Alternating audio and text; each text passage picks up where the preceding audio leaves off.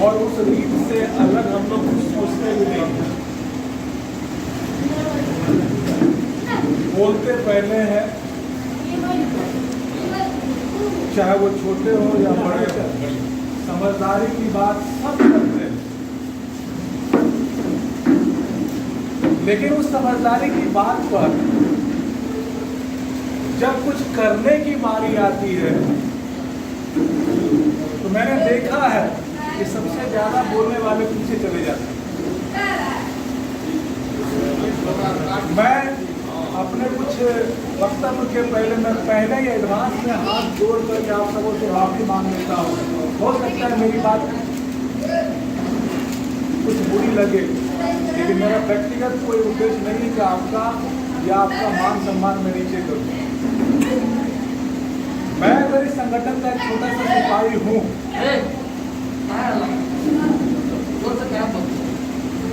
तो इस महासभा के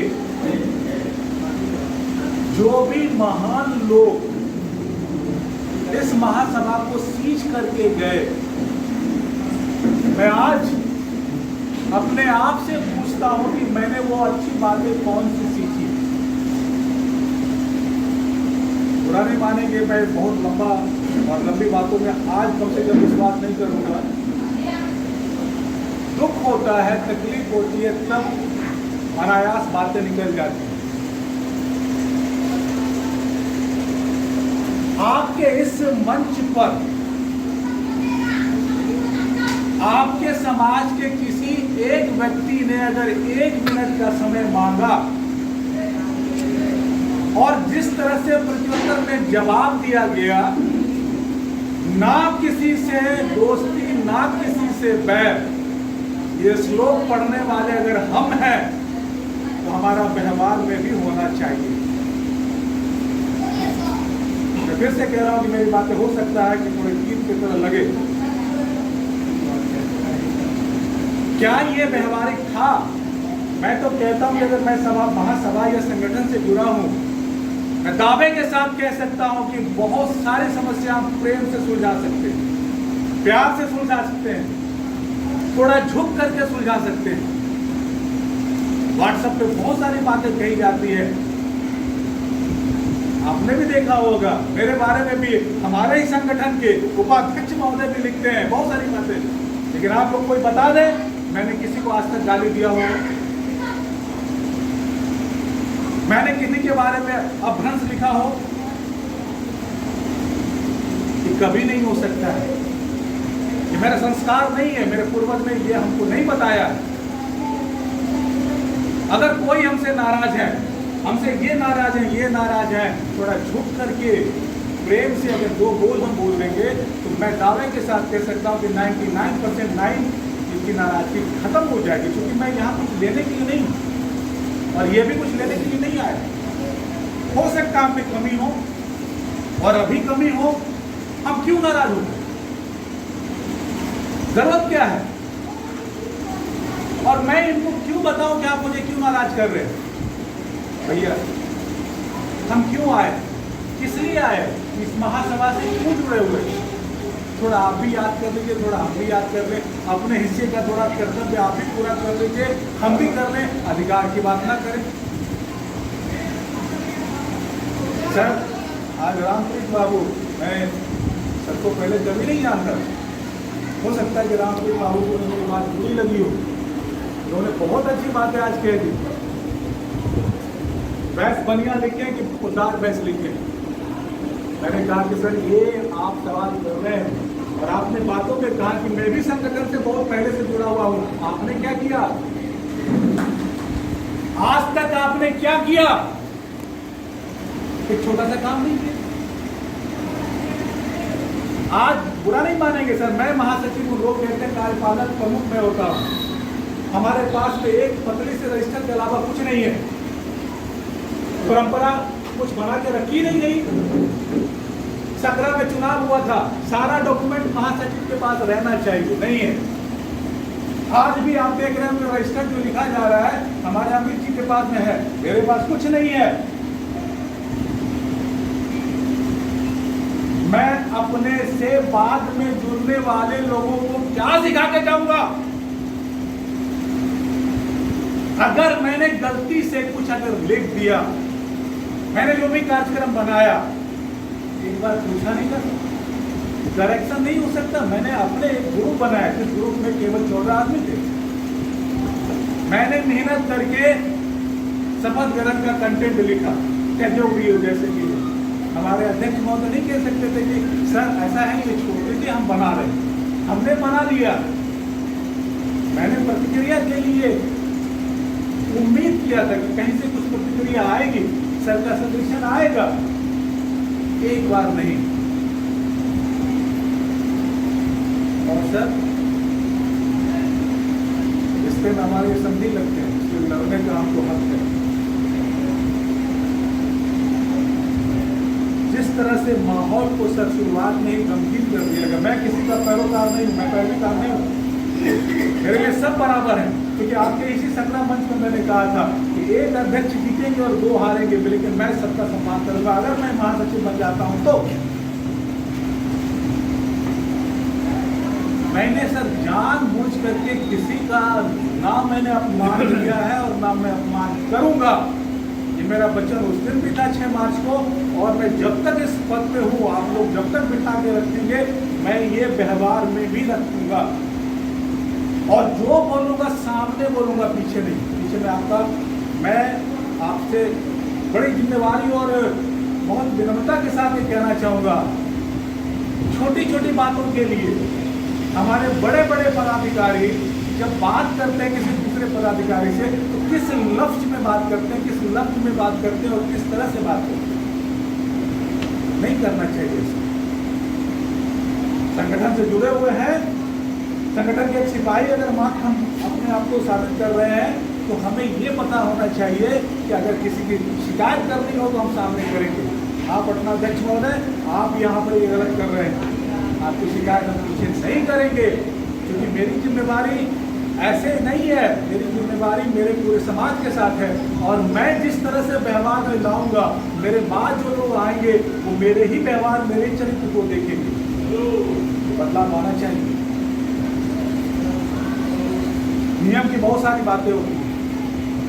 अब आप ये बताएं कि बहुत सारे नियम पिछले कार्यकारिणी में पास हो गए, क्या कलेक्टर महोदय, मैं आपसे जानना चाहूंगा कि जो नियम कानून पिछले कार्यकारिणी में पास हो चुका है, क्या उस कार्यक्रम को ले जाने के लिए फिर से नए कार्यकारिणी का जो है, जो गठन होने जा रहा है, उससे परमिशन लेकर के ही वो काम किया जाएगा? मतलब ये हुआ कि पीछे वाले कार्यकारिणी में जब तक कि नया कार्यकारिणी उसका बदलाव नहीं करता है, वो अस्तित्व में है। तो जब अस्तित्व में है, तो पिछले कार्यकारिणी का ये फैसला था कि सारे पदाधिकारी अपने अपने हिस्से का जो रुपया तय किया गया था वो उसमें जमा करेंगे। क्यों नहीं जमा हुआ? पिछले कार्यकारिणी में ये तय हुआ था कि युवा लोग का एक टीम गठित होगा, टीम गठित हो भी गया। मैंने जब प्रयास किया, मुझे क्यों रोक दिया गया? आज अगर मैं 2 महीना पहले मैंने युवा समिति का गठन करने के बारे में सोचा था इसलिए क्योंकि मैं युवा को ले करके मैंने योजना बनाई थी कि कम से कम हम उन लोगों के मदद से जनगणना का काम हम पूरा कर लेते। नहीं मैं कहता हूं कि 100%, लेकिन 10%, 20% कुछ तो कर लेते। वहां पे भी रोका गया। तो सर जब ये सब कुछ रोका जाएगा और रुक रुक करके हम कितना आगे बढ़ेंगे सर? क्या पद ले जाने के बाद और ले लेने के बाद 3 साल खत्म होने का इंतजार किया जाए? ये जो अब समारोह सर आज हुआ, बुरा नहीं मानेंगे अर्जुन बाबू, मैं पहले से आप लोगों को हाथ जोड़ करके मैंने सब लोगों से विनती मान लिया। इस कार्यक्रम के लिए हम लोगों ने 4 महीना भी इंतजार किया सर। क्या ये कार्यक्रम मुझे नहीं, इस समय लौट करके नहीं आएगा? हम किसको दोष दें? क्योंकि हम आप हैं, आप हम हैं।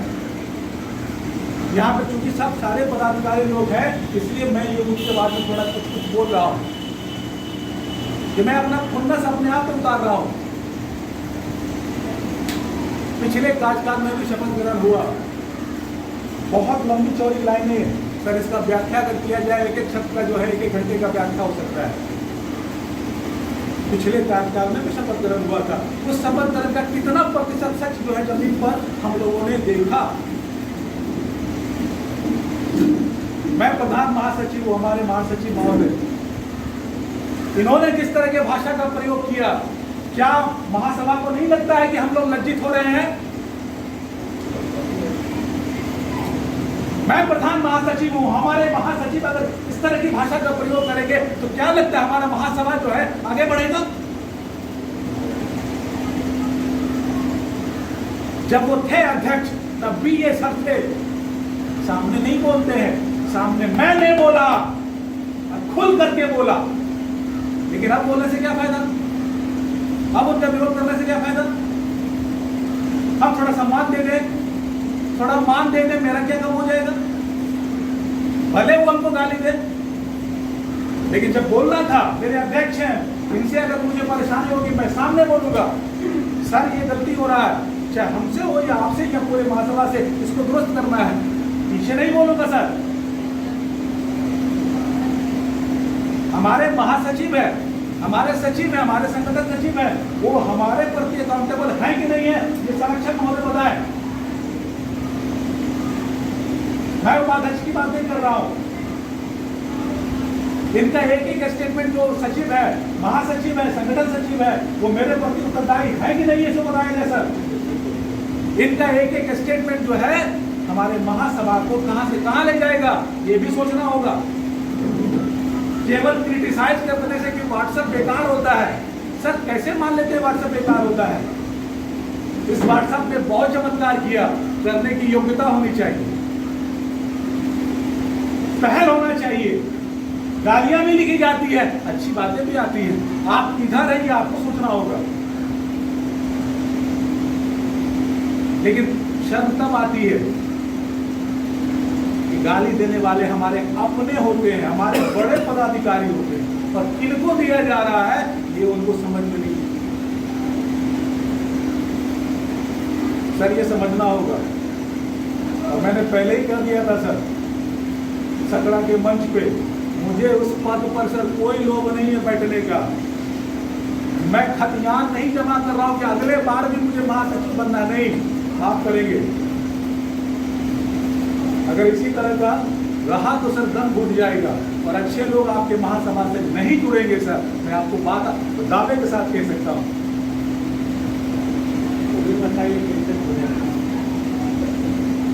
सर बताने के लिए यहाँ पे ये जो मंच नहीं है कि यहाँ पे सर आपके सामने मैं अपनी बातें रखूं, मैंने केवल उठाया जा रहा है, उसका समाधान बिल्कुल बिल्कुल समाधान का मतलब यहाँ बताते चलिए। बस समाधान का एक ही चीज है सर, अपने ड्यूटी का, अपने कर्तव्य का ईमानदारी से पालन, अधिकार की बात ना करें और इसका गुमान ना रखें कि मैं फलना पदाधिकारी हूँ। जिस दिन आप ये भूल जाएंगे आपका महासभा दौड़ना शुरू कर देगा। मैं आप सब लोग के सामने मैं दावा तो नहीं कर रहा हूँ, लेकिन वादा कर रहा हूँ, मैं वादा कर रहा हूँ कि युवा लोगों के साथ मुझे 6 महीने का समय दिया जाए। जनगणना जो इतने सालों से लंबित है, आप उसकी प्रगति को देखेंगे और महसूस करेंगे।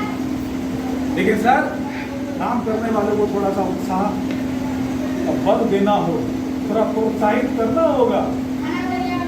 मैं केवल यहाँ पर इन चीजों को कहने के लिए खड़ा नहीं हुआ हूँ, मुझे करने में विश्वास है और मैं अपनी योग्यता यहाँ पे आपके सामने केवल बोल के रखूँ, मुझे शर्म आएगी, मुझे करने में विश्वास है। लेकिन हाँ, अगर मैंने गलत भी कर दिया, आप मुझे समझाए, मैं समझूंगा, मैं बेवकूफ नहीं हूँ,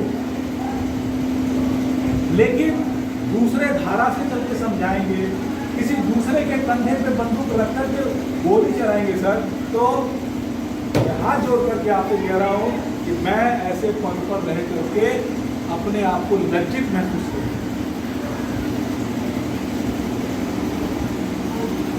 अपनी शिकायत मैं अपने से करूं, इससे बड़ी शर्म की बात नहीं हो सकती।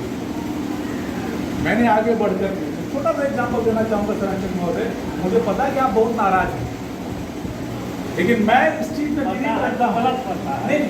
नहीं, मैं इसलिए कह रहा हूं सर कि आप इस माहौल को आप आसान कर सकते हैं। नहीं, ये तो आप एक बार नहीं, ये बात एक मिनट, नहीं, नो, अब हमको बोलना पड़ेगा।